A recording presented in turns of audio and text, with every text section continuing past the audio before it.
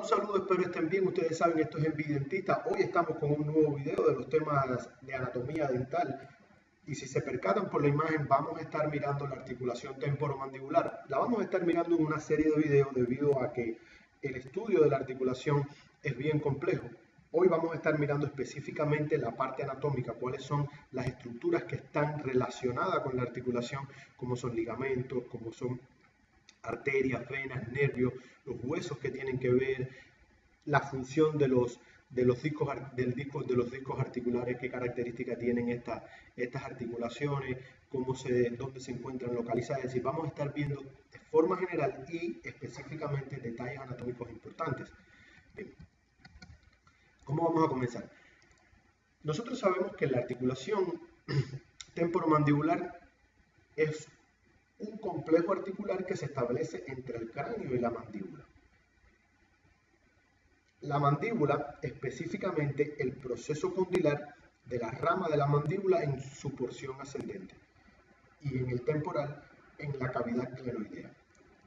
En estos dos detalles de ambos huesos, del hueso temporal y de la mandíbula, son los que tienen relación estrecha con la formación de la articulación temporomandibular, proceso condilar de la rama de la mandíbula en su porción ascendente y la cavidad glenoidea.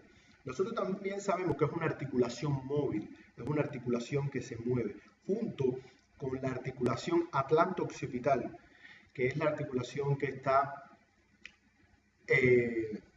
tiene lugar entre la primera vértebra cervical, la vértebra atlas, y el hueso occipital. Ahí se establece una articulación que es móvil, junto con la articulación temporomandibular son las articulaciones móviles de la cabeza. Eso es un detalle que les he puesto para que no lo olviden, porque puede ser que se lo encuentren por algún lugar. También nosotros sabemos que es una articulación bicondilia, una a la derecha, otra a la izquierda, que está presente entre la fosa mandibular y el tubérculo articular. Eso es muy importante que lo tengan en cuenta, porque son los detalles anatómicos específicos de las superficies articulares. También vamos a encontrar que en algunos lugares aparece el término de una articulación de tipo diartrosis doble condilia, que tiene presente un dísculo articular que me va a estabilizar esa articulación en los movimientos de lateralidad, movimientos de protrusión, movimientos de retrusión, es decir, movimientos anteriores, posteriores, movimientos inferiores, movimientos de lateralidad. Luego vamos a estar viendo detalladamente cada una de estas estructuras.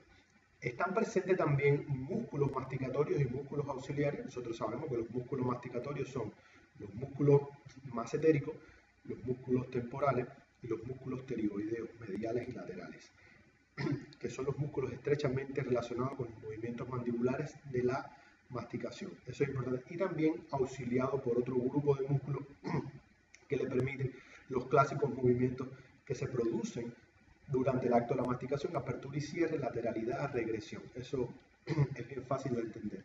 También tenemos que saber que la articulación está rodeada por una cápsula articular fibrosa formada por su cara lateral,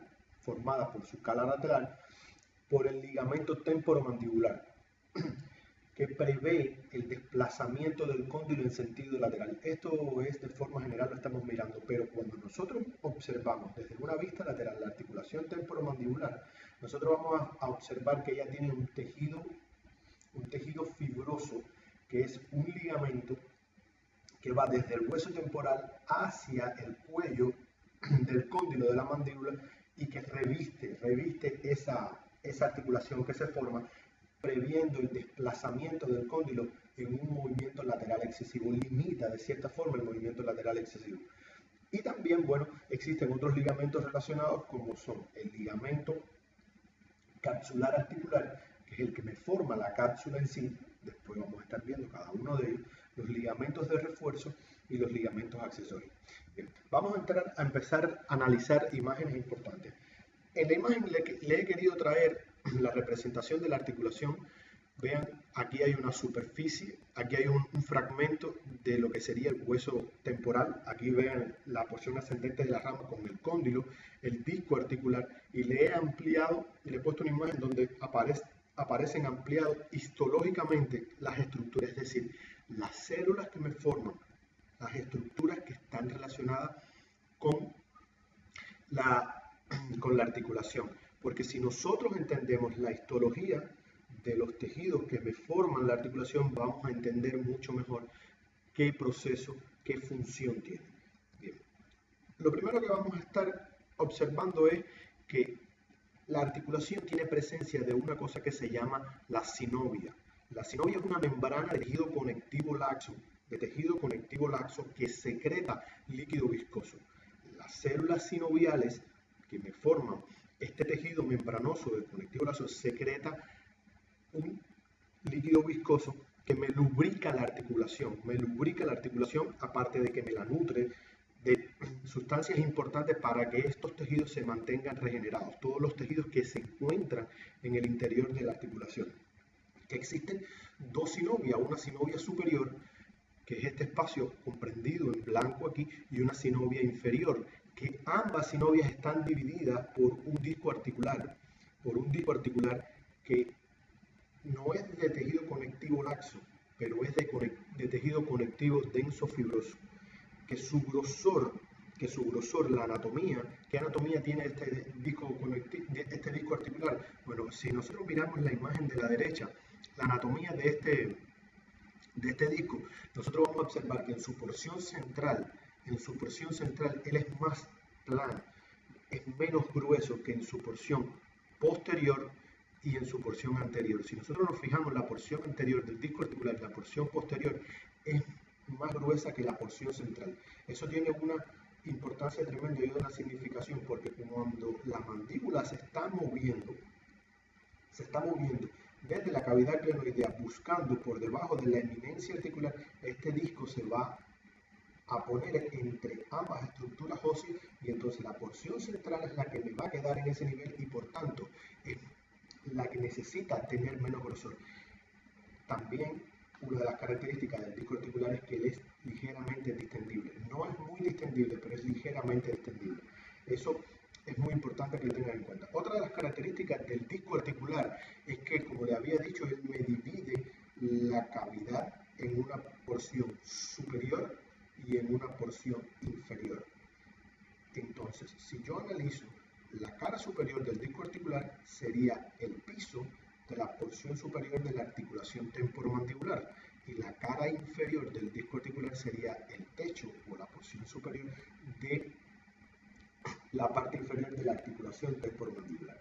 También eso después se relacionaría con el techo de la fosa de la cavidad glenoidea y la parte superior del cóndilo de la articulación. Esos son detalles muy sencillos a tener en cuenta porque es muy fácil poder determinar esa relación. El disco articular en el medio de la articulación dividiéndome las dos cavidades.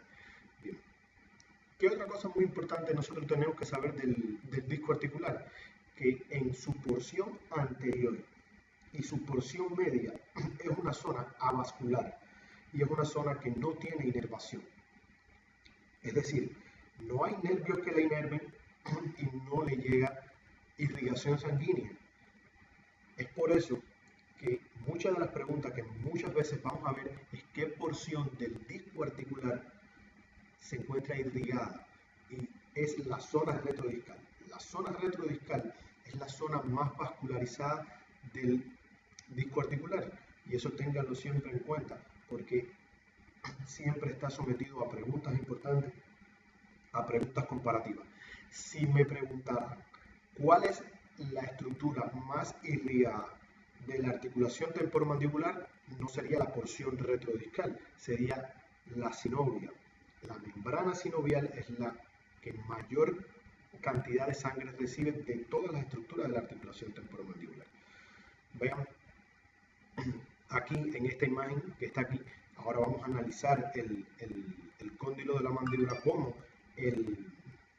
el cóndilo de la mandíbula presenta zonas diferentes, capas diferentes, porque la función es diferente a muchos sentidos. Vamos a ver qué encontramos por acá. Bien. El cóndilo de la mandíbula tiene una estructura muy importante en su porción más superior, que es lo que conocemos como la parte funcional del cóndilo. ¿Qué significa esto? Que no toda la cabeza del cóndilo de la articulación del cóndilo de la mandíbula, disculpen, está relacionada con el movimiento articular en sí. Solamente existe una porción, que es la porción anterior, que tiene forma convexa, y la porción superior, que tiene una forma aplanada. Si nosotros miramos aquí en negro, es la parte funcional de la cabeza del cóndilo de la mandíbula. Y si nosotros miramos aquí en negro, es la parte funcional de la cavidad glenoidea. Sería la porción anterior de la cavidad glenoidea y la porción inferior a la eminencia articular del hueso temporal, la parte funcional. Y la parte funcional en el cóndilo, repito, sería la porción anterior con una forma convexa y la porción superior con una forma plana. Cuando yo estoy realizando los movimientos articulares, estas son las superficies que van a entrar en relación. Eso es muy importante que lo tengan en cuenta. Bien, ¿qué tenemos que saber también? La cavidad glenoidea tiene una característica muy importante, que ella se encuentra dividida por una cisura conocida como la cisura de Glaser, que me va a dividir esa cavidad glenoidea en una porción anterior y en una porción posterior. La porción anterior ya habíamos visto,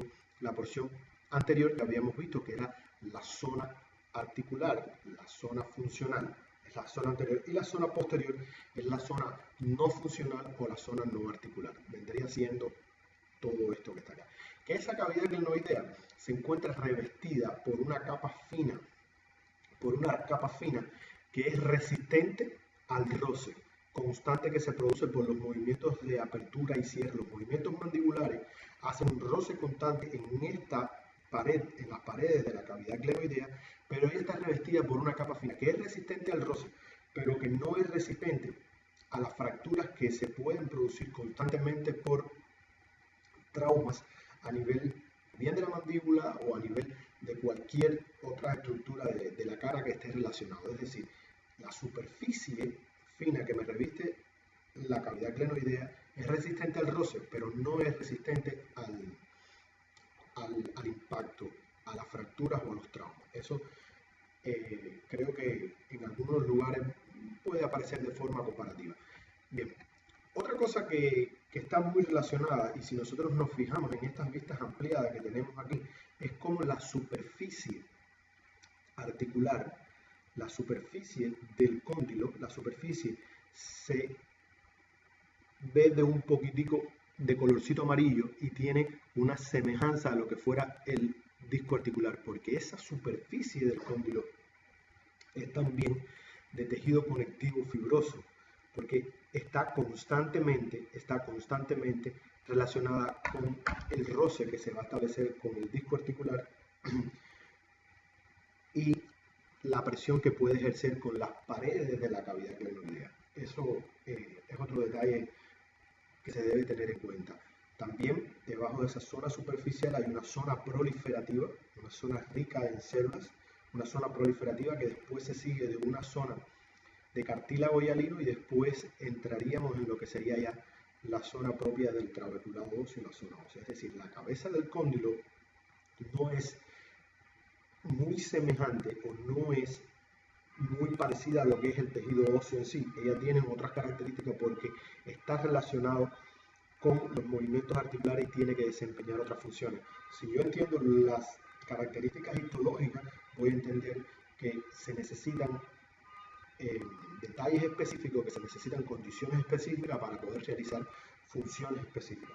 También existe un grupo de ligamentos, y aquí esta imagen es una imagen desde la vista medial, desde el centro, no es una vista lateral, estaríamos viendo desde dentro. Existen varios ligamentos que me forman la articulación temporomandibular o que me refuerzan la articulación temporomandibular. Si yo me fijo a este nivel, voy a encontrar un ligamento capsular que me encapsula la cabeza del cóndilo, donde él se ataría al cuello, del cóndilo de la mandíbula. También encontraríamos unos ligamentos de refuerzo que me refuerzan la articulación, que sería el ligamento lateral externo, el ligamento anterior, el ligamento posterior, y existen también otros ligamentos accesorios como es el estilomandibular, que viene aquí, que va desde el proceso estiloideo, desde el hueso temporal, hacia la rama, hacia el ángulo de la mandíbula.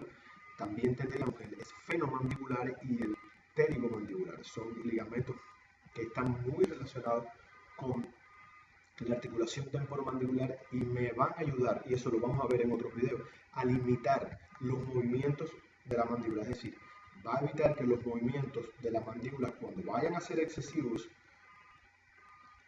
cuando los movimientos vayan a ser excesivos, no me eviten la salida, por ejemplo, del cóndilo de la cavidad glenoidea, o me eviten la luxación y el desplazamiento de ese cóndilo. También es muy importante, ya aquí no se los traigo, pero vamos a hablar de ello. La irrigación de la articulación temporomandibular es una irrigación un poco compleja, porque como hay diferentes estructuras de diferentes orígenes, esas estructuras van a ser irrigadas de diferentes lugares, de diferentes arterias. Por ejemplo, la arteria carótida externa va a emitir una rama que es la arteria temporal superficial, que me va a irrigar la articulación temporomandibular. También estaría de la rama de la arteria maxilar, tendría la arteria timpánica, la arteria meningia media y la arteria temporal profunda y media. Son arterias que me irrigan la articulación temporomandibular.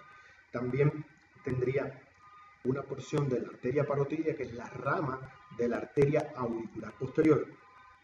Estaría la arteria palatina ascendente, que es una rama de la arteria facial, y tendría la arteria faringe ascendente. Bueno, estas son las arterias que más o menos están relacionadas. Cuando uno va a analizar un poco la irrigación sanguínea, para explicar y para entender bien la irrigación sanguínea de la arteria temporomandibular, uno no se puede estar complicando tanto porque es muy complejo a la hora de analizarlo, porque la rama de la mandíbula recibe sangre desde un lugar, pero el hueso temporal recibe sangre desde otro lugar. Y las estructuras son completamente diferentes en cuanto al origen, es decir, a los huesos, en qué lugar se insertan, de dónde salen. Por eso es que la irrigación sanguínea debemos como aprendérnosla un poco de memoria, debemos como tratar de entenderla, pero bueno, no es mucho más complicado.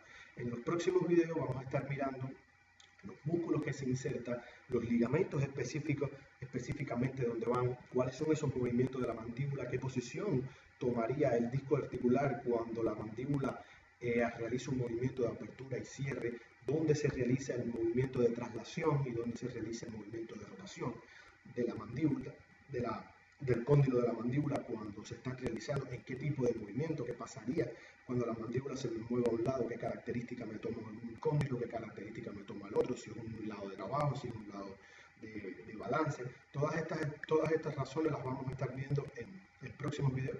Espero el video les haya gustado, compártanlo y los comentarios siempre son bienvenidos. Muchas gracias.